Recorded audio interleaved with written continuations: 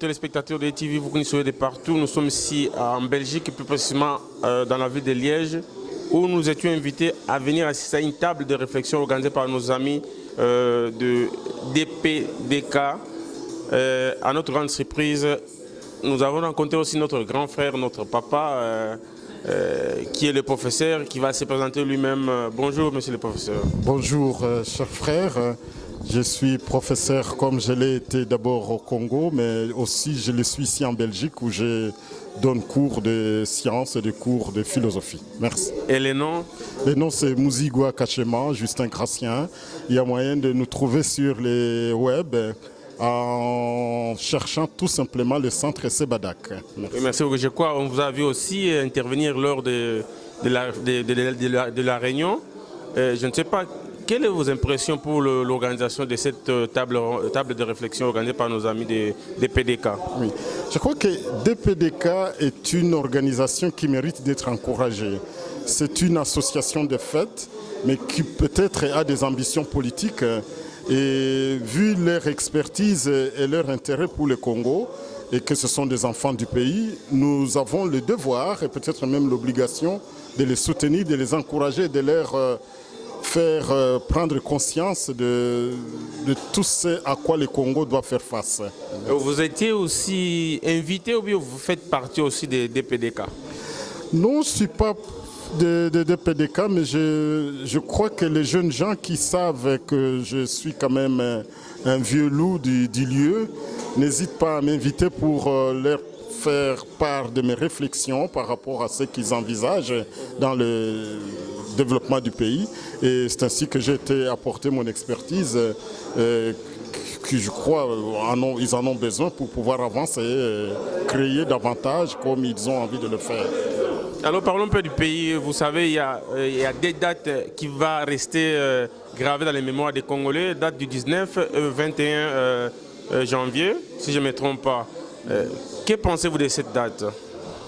Oui, je crois qu'il faut d'abord faire preuve de notre compassion par rapport aux familles éprouvées qui ont perdu les leurs, mais aussi féliciter ceux des politiciens qui ont voulu aider à ce que ce message puisse passer, celui de refus de reconduire, de modifier la Constitution, je veux dire, dans l'intérêt de quelqu'un, alors que la Constitution, normalement, devrait être respectée comme nous l'avons toujours annoncé et demandé.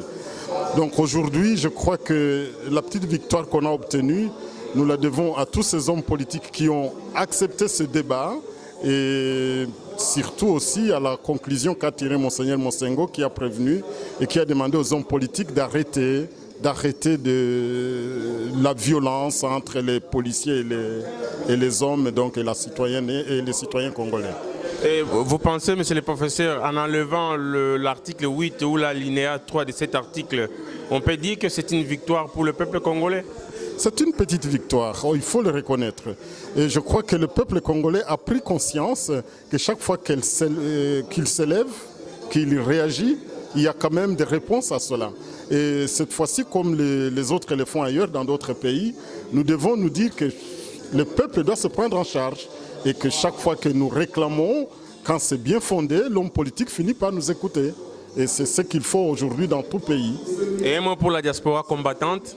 La diaspora combattante, évidemment, celle qui respecte, qui ne fait pas l'apologie de la violence, c'est celle-là que nous soutenons, surtout dans les actions comme celle de réflexion, les actions sur terrain, les actions qui consistent à faire changer les choses. Voilà la diaspora que nous voulons. Nous ne sommes pas pour la violence, mais nous sommes plutôt pour les dialogues. Voilà, c'est pour cela que nous soutenons ce genre d'action comme celle de DPDK.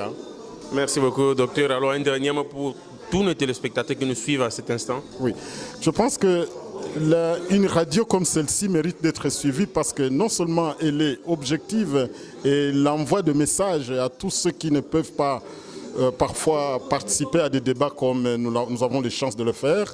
Et une radio comme celle-ci informe objectivement parce qu'il n'a pas de parti pris. Et je vous invite à la suivre souvent. Je vous remercie. Merci beaucoup. Merci.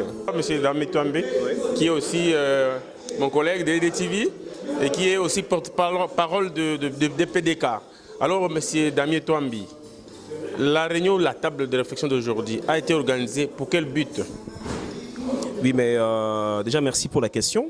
Donc, c'était une petite table de réflexion. Hein? Donc, une réflexion sur une question bien déterminée. Nous avons dit quelles sont les pistes et les solutions politiques de la diaspora pour la relance ou le redressement socio-économique de la RD Congo. Alors c'est ainsi qu'on a invité différentes personnes en tout cas pour essayer d'échanger par rapport à cette question. Et le deuxième objectif, c'était aussi de voir un peu si on peut identifier parmi des personnes que nous avons invitées, des personnes qui peuvent effectivement devenir actives dans notre démarche vers la gestion de la RD Congo hein, à certains niveaux que nous sommes en train de viser dans le contexte de DPDK. Voilà. D'abord, je devrais commencer par là. DPDK, c'est quoi au juste, DPDK? DPDK, c'est quoi? C'est la dynamique politique de la diaspora pour le Congo. Au départ, vous êtes un parti politique alors? Non, c'est d'abord un groupe de réflexion. Ça fait 3 ans que ce groupe existe comme étant un groupe de réflexion. Alors, les réflexions ont mûri suffisamment. C'est ainsi qu'on se dit maintenant il faudrait qu'on devienne un groupe d'action. Alors DPDK, c'est la dynamique politique de la diaspora pour le Congo. C'est une structure, c'est une association de fait basée à Liège en Belgique, mais avec une vision et une ambition de devenir une organisation politique en République démocratique du Congo. Le DPDK en fait est en train de viser la base. L'idée ici, c'est de pouvoir avoir beaucoup de bourgmestres qui proviennent de la diaspora.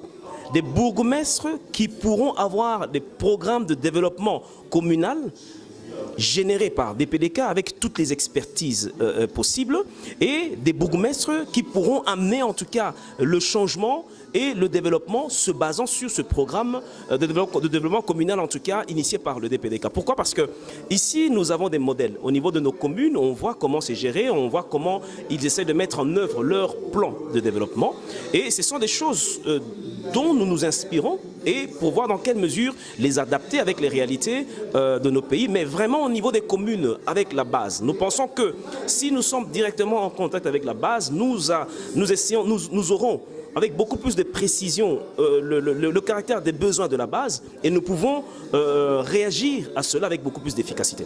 Oui, je pense que nous aurons l'occasion de parler à long et à large sur le plateau de DTV, comme vous le savez, des PDK. Hein? C'est un peu difficile à prononcer, mais il y a des PDK, il y a des PDK, il y a des RCK, alors c'est difficile de saisir. Donc on aura un peu l'occasion de parler en long et à large, comme je viens de dire, sur des PDK. Mais parlons un peu de la table de réflexion d'aujourd'hui. En voyant tous ces participants, leurs contributions, quelles sont vos impressions? Est-ce que vous vous attendez à tout ce qu'ils ont? Parce qu'ils ont parlé quand même, il y a des gens qui ont contribué, il y a des gens qui ont donné des idées. Est-ce que vous attendez à ça aussi? Quelles sont vos impressions en tant qu'organisateur? Oui, moi personnellement, je suis satisfait déjà du fait qu'il y ait des personnalités différentes qui se sont donné ce temps-là, qui ont accepté de donner leur temps à pouvoir partager des idées avec nous. Et je suis aussi satisfait des différents échanges. Parce que comme disait un de nous, c'est qu'il n'y a aucune idée qui est mauvaise. Moi, j'ai toujours dit que lorsque toi, tu as une idée et que moi, j'ai aussi une idée, lorsqu'on se partage les idées, on aura chacun de nous 2 idées à la place d'une. Donc aujourd'hui, nous avons été enrichis avec une trentaine d'idées parce que chacun de nous a amené une idée. Je suis personnellement satisfait, mais j'ai aussi remarqué que je suis arrivé à saisir les besoins. Nous avons parlé d'un thème qui est bien déterminé, il y a eu des apports par rapport à ce thème-là, mais il y a eu aussi des développements dans d'autres secteurs qui ont été très édifiants pour nous et qui ont d'ailleurs permis à ce que nous puissions penser, envisager d'autres rencontres. Et d'ailleurs, par rapport à ces tables ces tables rondes de réflexion, nous avons décidé de pouvoir organiser une fois par mois ce genre de table de réflexion, 20-30 personnes qui réfléchissent par rapport à des thèmes bien déterminés, mais c'est pour aboutir en tout cas des propositions concrètes que nous pouvons en tout cas transformer en des actions concrètes. Et vous allez vous limiter seulement à Liège ou vous comptez aussi aller organiser ça dans d'autres villes de la Belgique?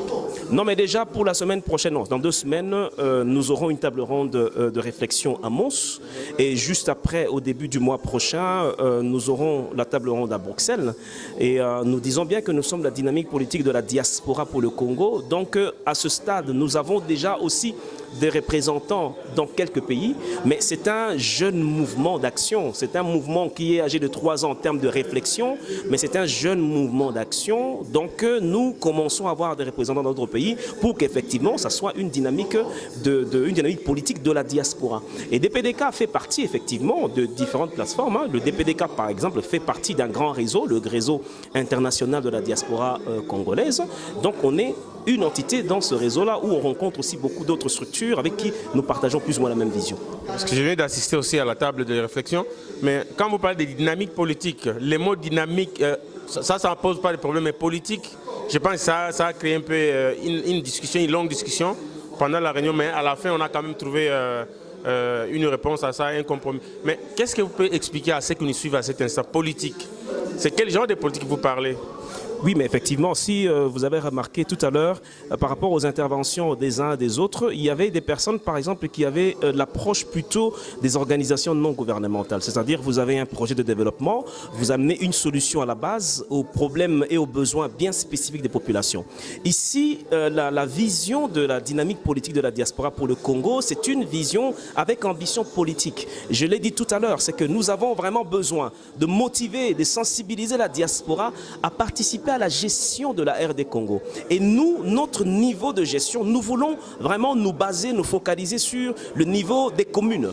Nous allons soutenir en tout cas nos frères, il y a certains de nos frères en tout cas qui postulent au niveau des gouvernorats ou ailleurs, nous allons les soutenir. Par exemple, je lui dis d'ailleurs bonjour en passant, Rex Kazadé de la plateforme Prenons-nous en charge. Et nous encourageons d'ailleurs encore beaucoup de membres de la diaspora de pouvoir déjà commencer à y réfléchir. Il ne faudrait pas attendre que Kabila soit parti pour commencer à y réfléchir. Parce que Kabila va partir peut-être demain, avec tel que les choses sont en train d'évoluer, peut-être qu'il va même partir avant les 2016. Mais tout ce que nous savons, c'est qu'en tout cas, plus tard, 2016, nous serons en face de nos responsabilités. C'est maintenant que nous devons commencer à réfléchir. Quelles sont les réponses politiques que nous devons donner à différentes problématiques qui se posent aujourd'hui? Donc c'est vraiment ça aussi un peu le but de notre démarche. En tout cas, merci beaucoup, Damien Touambi. Alors, dernier mot? Non, un dernier mot, je lance un appel. Je lance un appel en tout cas à tous les Congolais de la diaspora. Où que vous soyez, vous êtes aux États-Unis, Canada, Allemagne et consorts, nous vous tendons la main. C'est-à-dire que ce n'est pas un mouvement en plus, mais c'est des idées en plus. C'est comme j'ai dit, si un mouvement a une idée politique, nous en avons aussi une autre, mais lorsqu'on partage, on a 2 idées qui permettent qu'on soit beaucoup plus efficace. Donc je lance un message à tout Congolais de la diaspora qui a une expertise, qui a une idée, qui a une réponse à la question de savoir comment est-ce que nous, la diaspora, nous pouvons devenir une force politique active au Congo et qui aussi voit dans le même sens que nous, qui pense aussi que le développement devrait commencer à la base, au niveau des secteurs, au niveau des de localités, au niveau des communes, qui pensent comme nous que le développement doit commencer à ce niveau-là. Vraiment, venez nous rejoindre. Si vous êtes expert dans un domaine ou un autre qui concerne en tout cas le développement des communes, rejoignez-nous. Nous avons beaucoup de choses à partager ensemble et en tout cas, nous continuons à encourager l'unité. Merci. Merci beaucoup. Okay, merci à toi. Merci. Ok, merci beaucoup, nos amis téléspectateurs, vous qui nous avez suivis. Nous avons fait que notre devoir de vous informer. On était là aujourd'hui dans la ville de Liège, plus précisément en Belgique, pour couvrir cette table ronde, table de réflexion, s'il vous plaît, organisée par nos amis nos amis des dynamiques politiques de la diaspora congolaise, DPDK en sigle. Et voilà, EDTV était là pour vous informer. Et restez toujours branchés sur EDTV, vous aurez beaucoup d'informations, vous serez aussi informés et édifiés. Et merci beaucoup à Richard Tempête de nous avoir permis ou donné cette occasion pour couvrir cette table de réflexion. Et merci beaucoup à toute l'équipe technique de EDTV, partout où vous vous trouvez. Et quant à moi, agent Escadou de Maître Demain, il me reste qu'à vous dire au revoir et à la prochaine occasion.